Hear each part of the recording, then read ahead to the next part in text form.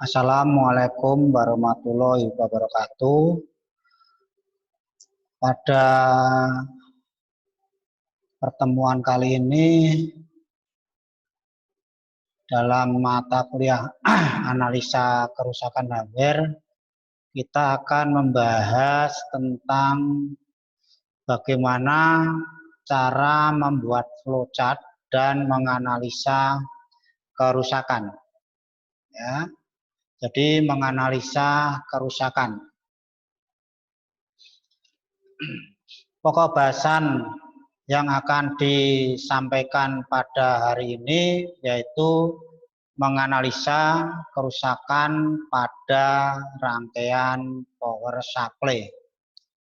Nah, kenapa kita menganalisa rangkaian power supply? Karena semua rangkaian elektronik yang membutuhkan arus DC yang sumber listriknya adalah didapat dari jala-jala listrik PLN, maka perlu yang namanya sebuah rangkaian power supply, di mana rangkaian power supply ini merupakan sumber utama dari kelangsungan hidup alat-alat elektronik, yaitu seperti televisi, monitor, radio, tape, dan lain-lain. Nah, kerusakan pada rangkaian power supply unit sangat banyak sekali. Di sini ada beberapa kerusakan yang secara umum kita jumpai, yaitu yang pertama adalah mati, di mana mati ini adalah lampu indikator tidak menyala.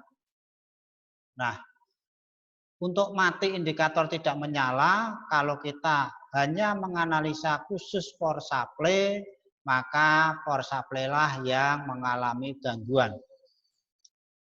Tetapi apabila kita menganalisa di dalam rangkaian elektronik atau alat-alat elektronik yang banyak sekali rangkaian-rangkaian yang ada di sana, maka matinya lampu indikator belum tentu disebabkan oleh yang namanya power supply.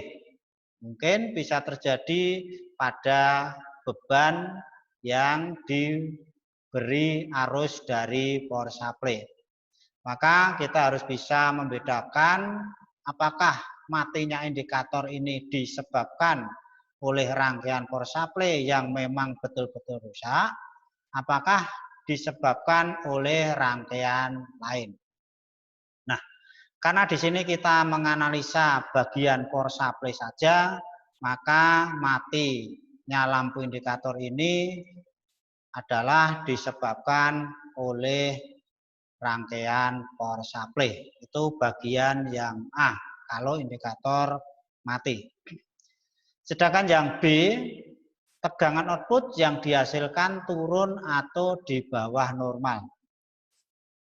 Nah, kalau tegangan yang dihasilkan turun dari power supply ini juga akan menyebabkan rangkaian daripada beban atau yang diberi arus dari power supply ini akan berpengaruh juga. Bisa terjadi rangkaian ini tidak bekerja. Yang C, tegangan output yang dihasilkan naik atau di atas normal. Nah, untuk naiknya tegangan ini sangat berbahaya bagi rangkaian-rangkaian yang diberi sumber dari power supply. Karena akan menyebabkan rangkaian tersebut menjadi rusak karena kelebihan tegangan. Oleh sebab itu, maka bagaimana cara kita menganalisa bagian-bagian yang menyebabkan tegangan dari power supply ini naik. Maka kita harus lebih teliti dan beban-beban yang ada harus dilepas terlebih dahulu sebelum tegangan output dari sebuah power supply ini menjadi normal. Sedangkan yang D atau yang terakhir, saklar pada saat di on, listrik selalu trip. Nah, kalau kita perhatikan saklar di on, MCB listrik trip menunjukkan bahwa kebutuhan arus daripada power supply ini sangat tinggi. Sehingga kebutuhan daripada atau sumber arus tidak mencukupi. Nah, tentunya secara garis besar bahwa penganalisaan daripada kalau saklar power di on MCB listrik trip menunjukkan ada komponen-komponen yang terjadi hubung singkat. Sehingga kita harus mencari secara manual. Jadi kita cek satu persatu di mana komponen yang konslet. Karena kita tidak akan mungkin untuk mengecek tegangan-tegangan yang ada di dalam rangkaian. Karena apa? Ya, karena pada saat saklar ini kita on, ternyata MCB-nya langsung trip. Itulah beberapa kerusakan-kerusakan yang ada di rangkaian power supply. Nah, di sini kita akan menganalisa yang pertama yaitu mati total atau lampu indikator tidak menyala. Apa yang harus kita lakukan? Yang pertama adalah kita lihat power supply mati total. Ya, jadi yang kita analisa adalah power supply mati total. Terus apa yang harus kita lakukan apabila melihat sebuah power supply mati total?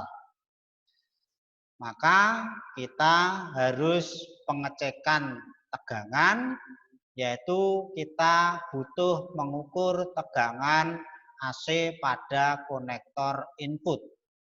Apakah tegangan AC pada konektor input tersebut ada? Di sini tentunya ada dua jawaban, yaitu bisa tidak ini maksudnya tidak ada, dan bisa ya. Ya, ini maksudnya adalah ada tegangan AC-nya. Nah, tentunya kalau kita menganalisa sebuah rangkaian, tentunya harus ada media yang dianalisa. Kalau kita secara langsung menangani kerusakan, maka kita bisa melihat daripada rangkaian-rangkaian yang kita analisa. Sedangkan di sini kita akan menganalisa sebuah wiring diagram power supply, maka kita harus tampilkan sebuah wiring diagram power supply. Nah, inilah yang kita nanti analisa, gambarnya adalah gambar rangkaian power supply ini yang nanti kita analisa. Ya, yang kita analisa. Nah, tadi dikatakan ukur tegangan AC pada konektor input. Apakah ada atau tidak? Nah, kalau tidak ada, apa yang kita lakukan? Kalau ada, apa yang kita lakukan? Lah, pengukurannya di mana? Kita lihat gambar. AC input itu berada di gambar ini, sudut kiri bawah. Ini adalah merupakan AC input. Apakah pengukuran tegangan di AC input di sini itu ada tegangannya apa tidak? Kalau ada, apa yang kita lakukan? Kalau tidak, apa yang kita lakukan? Kita kembali ke flowchart-nya. Jawabannya adalah tidak. Kita bahas tentang tidak. Nah, apa yang harus kita lakukan apabila pengukuran tegangan AC pada konektor input itu tidak ada?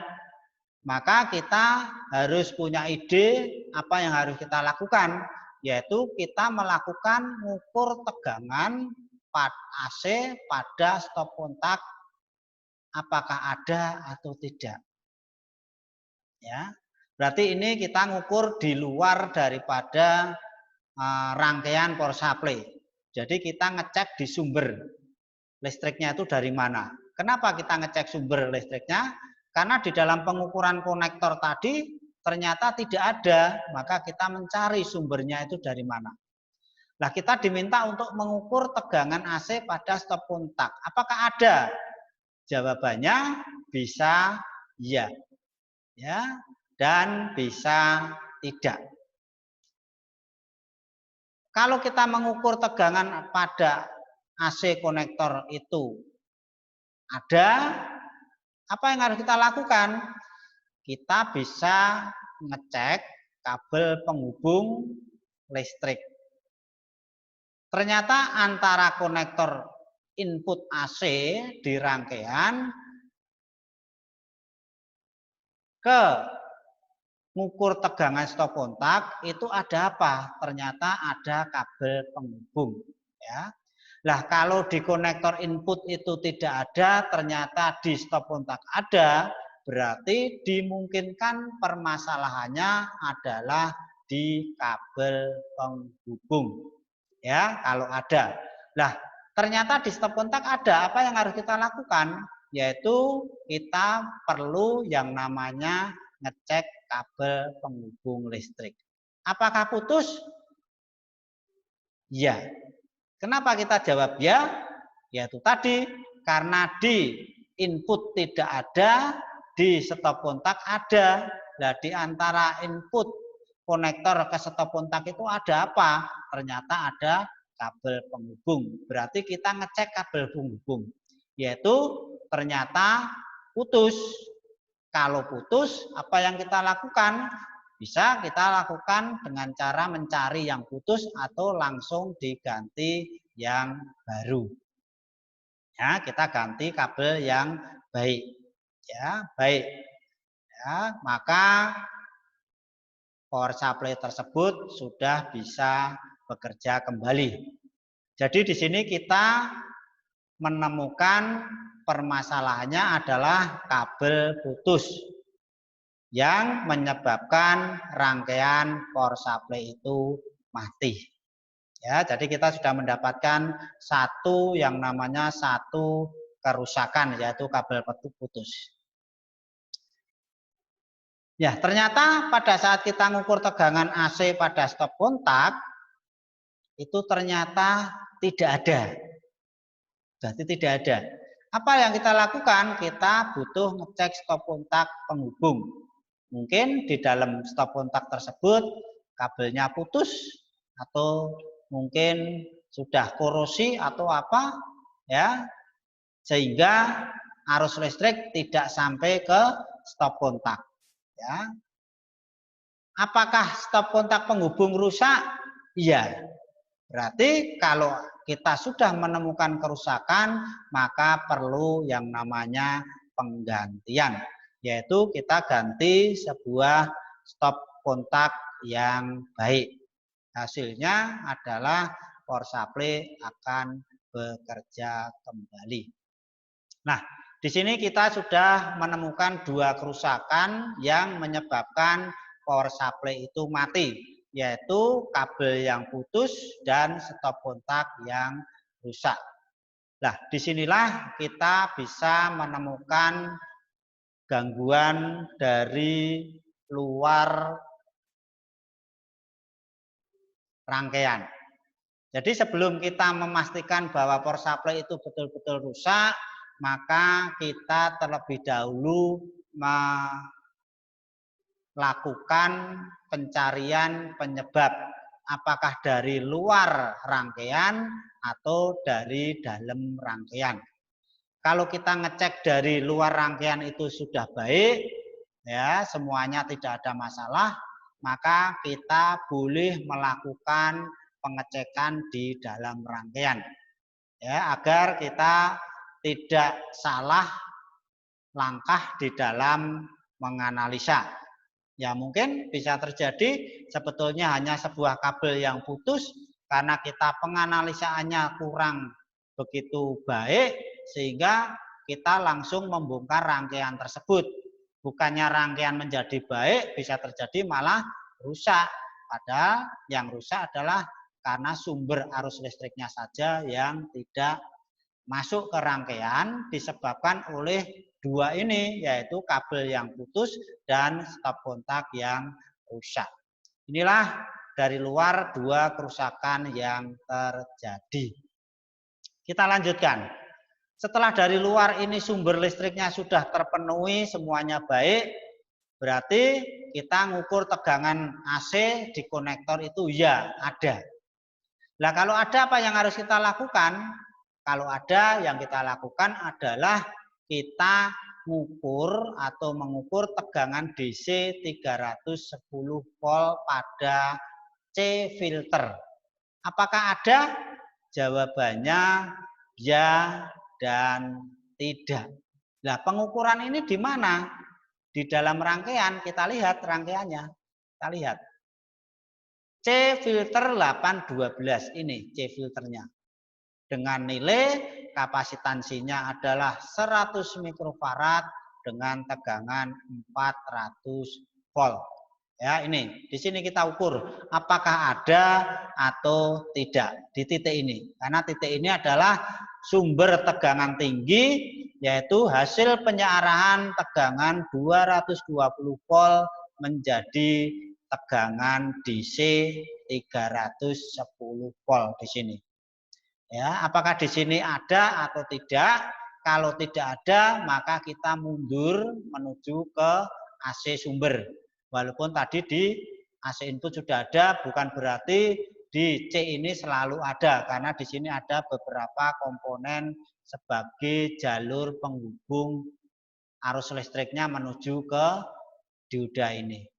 Nah, kalau ada apa yang kita lakukan, maka kita mengecek di dalam rangkaian elektroniknya ini. Di sini kalau ada. Jadi di sini adalah titik tengah batas antara AC 220 volt yang sudah masuk tadi dan tegangan DC yang sudah dihasilkan dari penyarah ini. Ya, di situ. Kita lihat hasilnya. Kalau ya, kita diminta, kalau ternyata ada tadi di C filter, kita diminta untuk mengukur tegangan DC 300 volt input L802. Apakah ada? Kita lanjut dulu ke sini. Ya, kalau tidak, kita ukur tegangan AC di R802. Ya dan tidak. Ya. Jadi di sini kita diminta untuk mengukur tegangan DC 310 volt pada C filter. Apakah ada? Jawabannya ya ada. Terus ukur tegangan DC 310 volt input L802. Jawabannya juga ada dua, ada dan tidak. Nah, input L802 itu di mana? Kita lihat rangkaiannya. L802 itu di sini. Nah, kenapa kita harus mengukur inputnya di sini?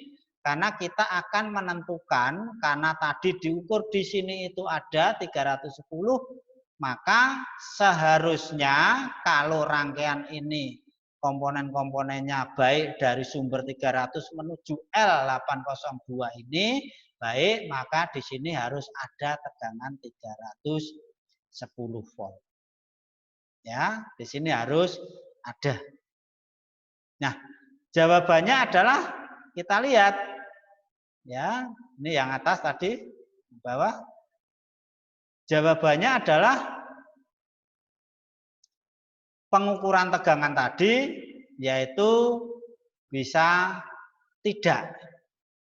Ya, jadi saat kita ngukur tegangan DC 310 volt input L802 ada, ternyata tidak ada. Lah kalau tidak ada apa yang kita lakukan? Nah, kita diminta untuk ngecek hambatan trafo switching. Apakah putus? Nah, trafo switching itu yang mana? Nah, kita lihat.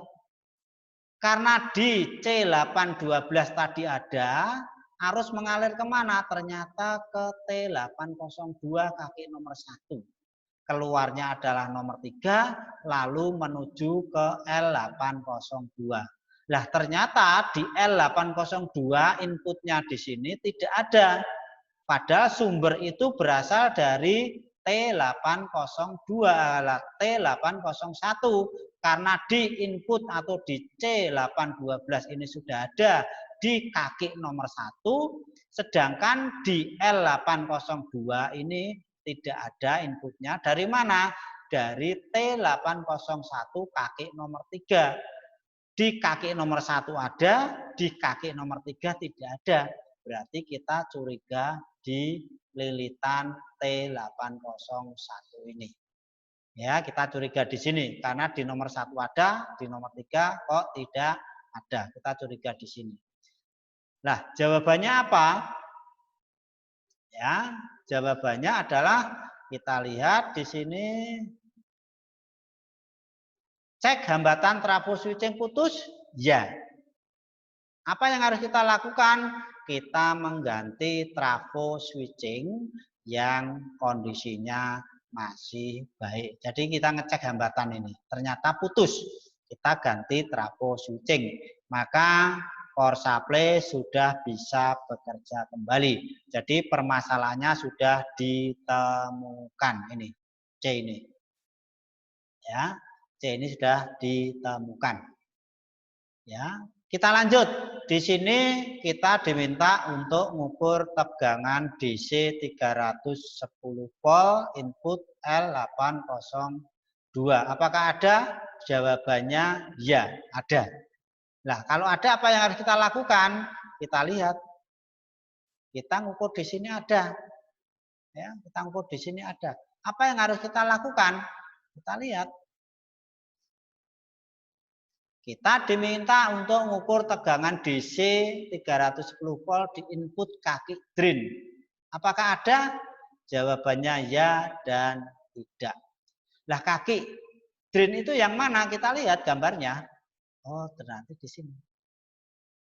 Kaki drain nomor 2 itu apakah ada tegangan 310 volt di sini? Apakah ada? Ya, apakah ada? Kalau tidak ada, apa yang harus kita lakukan? Kalau ada, apa yang harus kita lakukan? Ya, kita lihat jawabannya adalah tidak. Ya, kalau tidak kita diminta untuk mengecek hambatan L802. Apakah putus? Jawabannya ya. Kenapa kita ngukur atau ngecek hambatan L802? Kita lihat. Ini. Ya. Tadi di input L802 itu ada.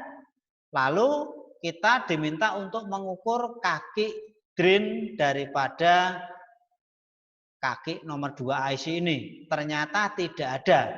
Lah, di antara kaki drain dan input L ini ada apa? Ternyata ada output L802. Kalau di sini ada input tapi di outputnya tidak ada, berarti bisa terjadi L ini putus. Karena ini hanya melewatkan sebuah arus listrik. Maka kalau putus ya berarti tidak bisa melewatkan. Inputnya ada, outputnya tidak ada. Ya. Nah, kalau kita cek hambatan putus, ya maka kita ganti L802 atau bisa kita perbaiki karena L ini adalah merupakan satu lilitan saja sehingga kita mudah untuk memperbaiki dan itu merupakan lilitan yang memiliki diameter kawat yang relatif besar sehingga kita kalau putus bisa kita perbaiki. Maka permasalahannya akan selesai, power supply sudah bisa bekerja kembali. Nah, di sini kita sudah menemukan dua kerusakan dari dalam rangkaian, yaitu kita mengganti sebuah trafo switching karena mengalami putus lilitan dan mengganti L802 juga mengalami putus lilitan. Nah, kita kembali ke atas. Kita diminta tadi untuk mengukur tegangan DC 310 volt pada input kaki drain. Apakah ada? Jawabannya adalah ya. Lah, kalau ya apa yang harus kita lakukan? Maka kita mencari yang lain karena sudah ada di kaki drain, berarti kita mencari yang lain yang menyebabkan power supply itu mati. Kita bebas ya, mencari yang mana. Nah, di sini kita diminta untuk mengukur tegangan output R804. Apakah ada? Jawabannya ya dan tidak. Lah, R804 itu di mana? Kita lihat dan fungsinya untuk apa? Kita lihat di sini. R804 itu di sini. Ya, di sini. Lah, fungsi R itu untuk apa? Fungsi R ini adalah sebagai startup atau memberi arus awal pada VCC IC yaitu kaki nomor 3. Jadi IC ini akan bekerja perlu diberi tegangan startup yaitu dari R804. Ya, dari R804. Kenapa kita tidak mengukur inputnya, kok mengukur outputnya? Karena apa? Karena 310 ini sudah ada, maka kita tidak perlu mengukur inputnya. Karena R804 ini hubungannya salah satu kakinya adalah dari 310. Kita lihat gambarnya.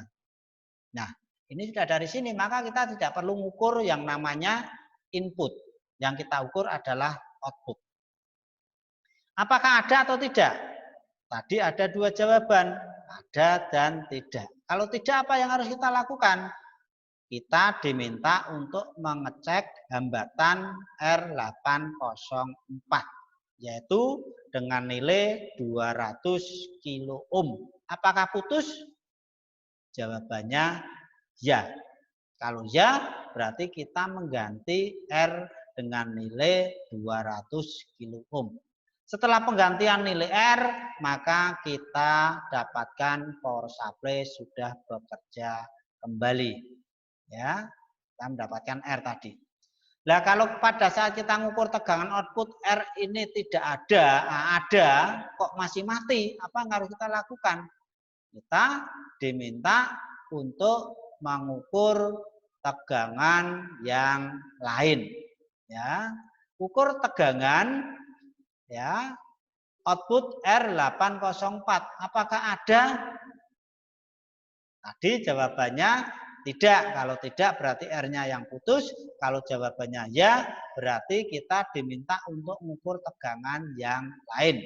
Yaitu diminta untuk mengukur tegangan AC di input R816. Ya. Lah, R816 itu di mana?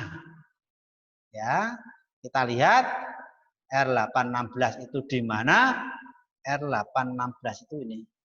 Kenapa kita ngukur di sini? Karena R816 ini merupakan jalur sumber listrik yang akan diberikan ke kaki nomor 3 VCC ini. Sehingga kalau di sumber input ini sudah tidak ada, maka bisa menyebabkan rangkaian ini mati. Ya, jadi sumber lanjut untuk berputarnya atau untuk bekerjanya rangkaian ini. Mungkin kita ambilkan contoh ya, dinamo starter atau kita ambilkan sebuah contoh sepeda motor, bahwa sepeda motor itu bisa hidup berputar mesinnya perlu yang namanya mesin itu diputar awal dulu supaya bisa bekerja. Yaitu dengan menggunakan dinamo starter. Nah, dinamo starter ini sebagai starting awal, memutar awal. Nah, apakah setelah di starter awal itu mesin bisa bekerja kembali, bekerja terus, apakah tidak? Nah, mesin itu punya sumber lanjut kehidupan. Untuk menghidupkan mesin itu atau mesin bisa hidup terus itu butuh sumber lanjut, yaitu berupa apa? Yaitu berupa bahan bakar. Bahan bakar ini adalah merupakan sumber lanjut untuk bekerjanya mesin. Jadi kalau kita starter pertama kali bisa berputar tetapi tidak ada sumber lanjut, tidak ada bahan bakar, maka mesin akan mati lagi. Ya, itu gambaran yang mungkin bisa kita lihat secara kasat mata. Nah, di sini R80816 ini merupakan sumber lanjut yang akan memberikan VCC ke kaki nomor 3 IC ini. Sehingga kalau tidak diberi sumber lanjut, maka power supply ini juga akan mati. Ya. Nah, kita lihat ya, kita tadi diminta untuk mengukur daripada tegangan AC di input R816. Apakah ada? Jawabannya ya dan tidak. Nah, kalau tidak apa yang terjadi? Ya, kita lihat kalau jawabannya tidak, berarti dari mana R816 ini mendapatkan sumber arus? Ternyata dari lilitan kaki nomor 5 dan 6 dari T801 ini. Dari T801 dari sini. Berarti kalau inputnya tidak ada, bisa terjadi T801 kaki nomor 5 dan 6 ini bermasalah. Kita lihat jawabannya tidak ada, kita ngecek hambatan T801, yaitu kaki nomor 5 dan 6. Apakah putus? Jawabannya adalah ya. Nah, kalau ya apa yang kita lakukan? Ya, kalau ya berarti kita melakukan adalah pengukuran daripada hambatan tadi, ternyata putus, maka kita butuh yang namanya ganti T801 dengan yang baik. Ya, maka setelah ketemu bagian yang rusak yaitu T801, maka kita ganti, maka power supply bisa bekerja kembali. Ya, ini. Nah, kalau ternyata kita ngukur tegangan AC di input R801 ada, maka kita melakukan hal yang lain. Ya, ini kita diminta untuk mengukur tegangan outputnya. Kalau inputnya ada, bagaimana dengan outputnya? Jawabannya bisa ya dan bisa tidak. Ya, tadi diminta untuk mengukur input, sekarang diminta untuk mengukur output. Jawabannya tidak. Ya, sorry. Ini sebetulnya tidak ya, bukan ya, tetapi tidak karena di sini sudah ya. Di sini adalah tidak. Nah, kalau tidak kita diminta untuk ngecek hambatan R816, nilainya 1 ohm. Karena tadi inputnya itu ada, outputnya kok enggak ada, kita ngecek atau mencurigai R. Ya, tadi di sini ada, ya input ada, tetapi di outputnya enggak ada, maka kita curiga R ini. Ya, kita curiga R ini. Ya, tentunya ada masalah. Kita ngecek hambatan R816 ya, 1 ohm putus, jawabannya ya. Maka kita butuh yang namanya penggantian R816 dengan nilai 1 ohm. Kita ganti, maka power supply sudah bisa bekerja kembali. Ya, jadi kita butuh melakukan pengukuran tegangan, pengecekan hambatan karena sudah dicurigai rusak, maka kita penggantian berarti sudah selesai. Ya. Kita lanjut. Ya, di sini kita diminta untuk mengukur tegangan AC di output R816. Apakah ada? Jawabannya ya. Ya, apa yang harus kita lakukan kalau ada? Kita lakukan adalah di sini kita diminta untuk mengukur tegangan DC di D803. Apakah ada? Jawabannya ya dan tidak. Nah, di mana ini? D803 kita lihat D803 ini. Ya, di sini. D803. Ya. Kita ngukur tegangan di DC di D803. Berarti di input atau output. Nah, karena di sini diminta untuk mengukur tegangan DC, berarti kita ukurnya adalah output dioda, bukan di sini, tetapi di sini. Karena ini adalah AC, ya di sini. Karena fungsi dioda ini adalah untuk menyarahkan arus AC menjadi DC. Kita ngukur D tegangan di D803. Apakah ada di sini tegangan DC-nya? Jawabannya adalah dijawab tidak dulu. Maka kalau tidak ada, kita ngukur atau ngecek anoda katoda D803. Apakah baik? Jawabannya ya dan tidak. Kalau tidak, berarti kita melakukan ganti dioda. Maka kondisi power supply sudah kembali bekerja normal. Ya. Nah, kalau kita pengecekan dioda tadi kondisinya baik, apa yang harus kita lakukan? Kita diminta untuk ngecek kapasitor 808. Apakah rusak? Nah, kapasitor 808 itu di mana? Oh, ini. Nah, fungsinya untuk apa toh? Kapasitor 808 ini 808 ini fungsinya adalah untuk memfilter tegangan DC yang dihasilkan dari D803 ini. Bahwa tegangan DC ini merupakan sumber lanjut yang akan diberikan ke kaki nomor 3 VCC ini sebagai sumber lanjut. Ya. Kalau kapasitor ini mengalami kerusakan, misalnya hubung singkat, ya maka kaki nomor 3 ini tidak akan mengeluarkan tegangan. Begitu juga di output D803 ini. Ya. Jadi kita diminta ngecek kapasitor. Apakah rusak? Tidak. Dan ya. Kalau ya apa yang kita lakukan? Kita mengganti kapasitor yang baik.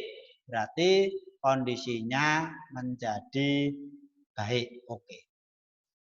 Ya. Nah, cek kapasitor 808 rusak? Tidak.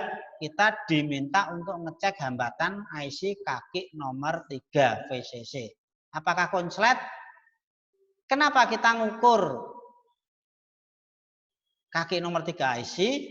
Karena tegangan tadi, ya,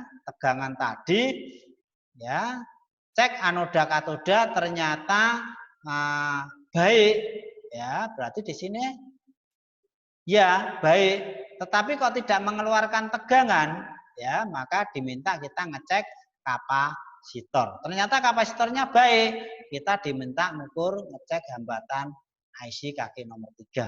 Apakah konslet? Rusak? Ya, kita ganti IC. Maka oke. Ya, kita lihat gambarnya. Jadi kalau ini tadi diodanya baik, ya, tapi tidak mengeluarkan tegangan, kapasitornya juga baik, tetapi tidak mengeluarkan tegangan, R juga baik, trafo juga baik, tetapi di sini kok tidak mengeluarkan tegangan. Berarti yang kita curigai satu-satunya adalah VCC kaki nomor 3 ini. Kita hubung, karena tadi di R804 juga sudah baik. Ya. Jadi dari sumber menuju IC semua komponennya baik, tetapi kok belum bekerja, berarti kita curiga IC-nya ini. Yaitu kita diminta untuk ngecek VCC nomor 3 ini, kita ukur hambatannya terhadap ground. Bisa terjadi hubung singkat, sehingga tegangan-tegangan yang ada di sini selalu 0. Ya, ini. Maka kita perlu ganti yang namanya IC. Ya, ini. Kita lanjut, kita kembali ke atas, yaitu tadi kita diminta untuk mengukur daripada tegangan DC di D803. Apakah ada di sini? Jawabannya ya. Jadi di D803 tadi ada, maka kita diminta untuk mengukur tegangan DC di D803. Ya. Jadi ukur tegangan DC, ya kalau tidak kita ngecek dioda, kapasitor, IC.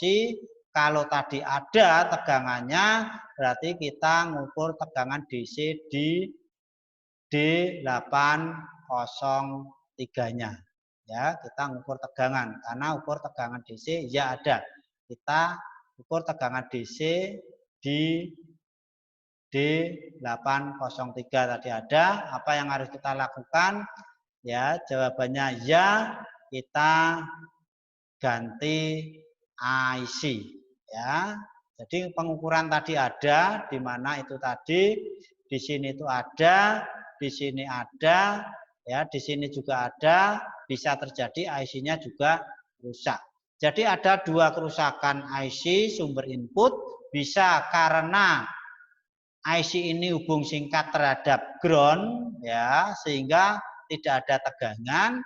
Bisa terjadi ada tegangan di VCC ini juga tidak bekerja, bisa terjadi IC ini juga rusak, tetapi rusaknya bukan karena hubung singkat. Ya, gitu. Nah, kita lanjut di sini, maka kita ganti IC, maka jadi oke. Ya, itu. Ya, itu ganti IC. Nah, kita kembali, jadi untuk rangkaian-rangkaian yang ada di setelah DC, ini sudah selesai semuanya, yaitu kita menemukan beberapa, yaitu IC, ada dua kerusakan, konslet, dan dalamnya ada kerusakan. Terus kita ganti penggantian kapasitor, ganti dioda, ya. Jadi di sini ada 3. Selanjutnya kita lihat di sini tadi ada 2, ganti R dan ganti T. Ya. Terus berikutnya yang pertama tadi kita ganti R8, L8 dan ganti trafo. Jadi ada beberapa kerusakan, yaitu di sini ada 3, terus di sini ada 2, berarti ada 5, terus tambah lagi di sini ada 3, berarti ada 8. Ya, 8 itu mana saja bisa kita hitung, yaitu 1, 2, 3. Jadi IC ini ada 2 kerusakan, konslet dan tidak konslet. 3, 4, 5, 6, 7, 8, dan ada 9. Ya, ada 9 bukan 8 ya, 9. 9 itu kita hitung, mungkin bisa kita hitung tadi ya, kita hitung nanti ya di sini tadi kita lihat 9 apa benar 9 ya. Kita lihat di sini ada 3 ya, 1 2 3 yaitu R8, L dan trafosubsiden 3. Ya, setelah 3 kita lihat di sini ada 2, berarti 5. Ya, ada 5. Terus kita ada 5 tadi. Ya, ini yang 2 ada 5. Terus kita lihat di sini ada 1, 2, 3, oh ada 4, berarti 9. Betul, ada 9. Ya, ini kerusakan. Kita hitung. Ini 2, konslet dan tidak konslet. 3, 4, 5, 6, 7, 8, 9. Ya, sudah kita temukan 9 komponen yang rusak yang menyebabkan daripada power supply mati. Ternyata dari komponen-komponen tersebut ternyata masih mati, ya, atau di sini tegangannya 0. Ya, tadi kalau di sini sudah baik, ya, ternyata di sini 0. Apa yang harus kita lakukan? Kita lihat gambar yang pertama ini. Yang belum kita lanjut tadi ini. Ukur tegangan daripada AC di R802. Karena 300-nya ada, maka kita yang lain. Kita lihat gambarnya. Nah, Tadi di sini ada, kita diminta untuk mengukur R802 itu. Ya, kalau di sini tadi tidak ada. Kita diminta mengukur R ini. Ini input. Apakah ada? Kita lihat. Mengukur R tadi jawabannya ya dan tidak. Ukur tegangan AC di R802. Apakah ada? Ya. Kalau tidak ada, berarti kita mengukur hambatan daripada saklar power on off apakah rusak. Nah, kita lihat. Kalau tadi di AC input itu ada, ya kita ukur ada, tetapi kita ngukur di R802 di sini kok tidak ada. Nah, ada apa? Di antara input dan R802 ini ternyata ada sebuah penghubung yaitu saklar on off. Ya, saklar on off. Di sini apakah mengalami kerusakan? Lah kalau di inputnya ini ada, di outputnya ini tidak ada, menunjukkan bahwa saklar power on off ini mengalami kerusakan. Tetapi jangan dikatakan bahwa power on off-nya belum di on, ya jangan. Karena apa? Itu namanya ya apa ya, melakukan sesuatu tetapi tidak pada tempatnya. Kan belum di on ya jelas nggak ada di sini. Tetapi kalau sudah di on tetap nggak ada, menunjukkan power on off inilah yang mengalami kerusakan. Ya, power on off. Kita lihat. Cek hambatan saklar rusak. Ya, berarti pada saat di on itu tidak menunjukkan 0 ohm. Bahkan jarum tidak bergerak. Nah, menunjukkan bahwa on off-nya ini mengalami kerusakan. Mungkin tidak bisa koneksi saklarnya. Maka kita perlu mengganti sebuah saklar power on off. Di sini hasilnya adalah oke. Ya, itu bagian AC inputnya. Jadi ada saklar on off-nya di sini. Ya, ini. Nah, kalau kita mengukur tegangan AC di R802 ini ada, apa yang harus kita lakukan? Jawabannya ya, kita diminta mengukur tegangan AC di output F801. Apakah ada? Bisa ya, bisa tidak. Nah, kita jawab tidak. Apa yang harus kita lakukan apabila tidak ada hambatan di F801 putus? Nah, kita lihat. Nih. Tadi kita ngukur di sini ada. Kalau tidak ada berarti kita curiga R. Kalau di sini ada, tadi kita diminta untuk mengukur tegangan di F801 yaitu di sini outputnya. Terhadap sini boleh, sini boleh, sini boleh. Ya, ini kita ukur. Apakah ada atau tidak? Jawabannya adalah tadi tidak. Kalau di sini ada, titik ini, di titik ini tidak ada, berarti kita curiga F801. Ini berarti putus, karena ini adalah komponen yang melewatkan arus dari R802 menuju ke rangkaian selanjutnya. Sehingga kalau di inputnya ada, outputnya tidak ada, kita curiga di F801 ini. Ya, kita curiga di F801. Ya, kita lihat gambarnya. Ini. Nah, kalau kita mengukur hambatan di R ternyata putus, ya maka kita ganti sekring atau F801. Nah, penggantian F801 ini adalah kita sesuaikan dengan besaran arusnya. Berapa ampere? Jangan sampai lebih ya, disesuaikan. Misalnya 2 ampere ya kita ganti 2 ampere dengan tegangan 220 volt ya, atau mungkin 2 ampere 500 volt atau 250 volt disesuaikan saja. Jangan sampai nanti diganti yang lebih besar ampernya, maka bisa terjadi akan merusak rangkaian. Ya. Karena apa?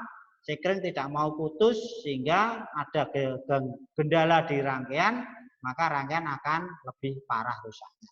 Maka penggantian sekring harus disesuaikan ampere dan voltasenya. Maka setelah penggantian sekring, rangkaian power supply sudah bekerja kembali.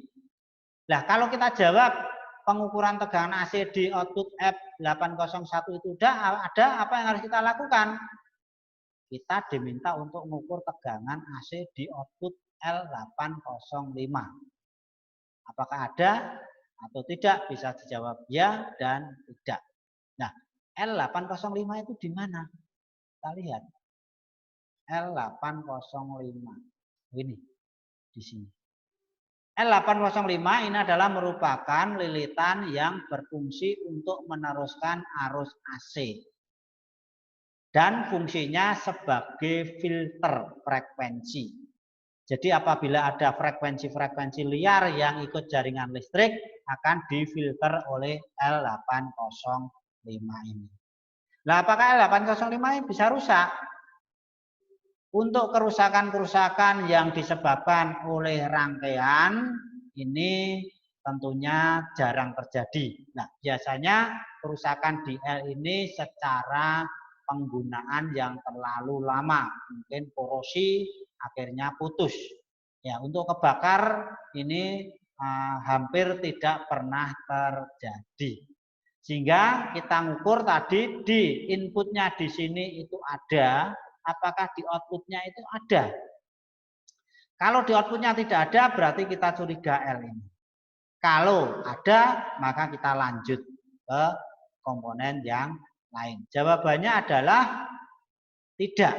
Nah, kalau tidak, kita ngecek hambatan L805. Apakah putus? Iya.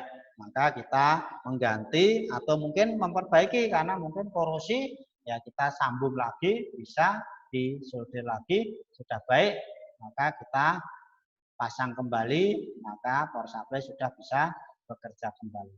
Nah, kalau jawabannya ternyata ada di outputnya, kita diminta untuk mengukur tegangan AC di output R80810. Apakah ada? Ya, output. Ya. Jawabannya adalah tidak. Ya, di mana R810? Kita lihat R810 ini. Tadi diukur di sini, titik L805 itu ada, ternyata di output R ini tidak ada, 840 ini tidak ada. Berarti kita curiga inputnya ada, outputnya tidak ada. Ya, apa yang harus kita lakukan? Di sini kita ngecek hambatannya ternyata putus atau rusak. Ya, kita ganti R, ya, kita ganti R-nya, maka oke. Ya, oke. Ya, inilah pengecekan di bagian tegangan AC-nya. Jadi ada 4 kerusakan di bagian AC dari AC input sampai menuju ke dioda. Kita lihat gambarnya dari AC input menuju sampai di dioda ini. Karena di sini tadi ada, berarti R ini baik. Ternyata di sini tadi tidak ada, berarti R ini bisa rusak karena di sini ada tegangan, di sini tidak. Ya, jadi 4 itu apa saja? Dilihat ini R, L, F, on off. Ya, kita lihat R, L805, F801, R802. Jadi di bagian AC input sebelum disearahkan itu yang ada di dalam rangkaian kita menemukan 4 komponen yang rusak. Saklar power, F801, L805, R840. Ya, ada 4. Sedangkan tadi di rangkaian setelah penyearahan itu ada 9, yaitu IC ini 2, 3 kapasitor, 4 R, 5 dioda, 6 R, 7 L, 8 T, 5 dan 6, 9, 1 dan 3. Jadi 9 sama tadi adalah ada 4. Jadi 9 sama 4 sudah 13. Ya, 13 ditambah lagi ya.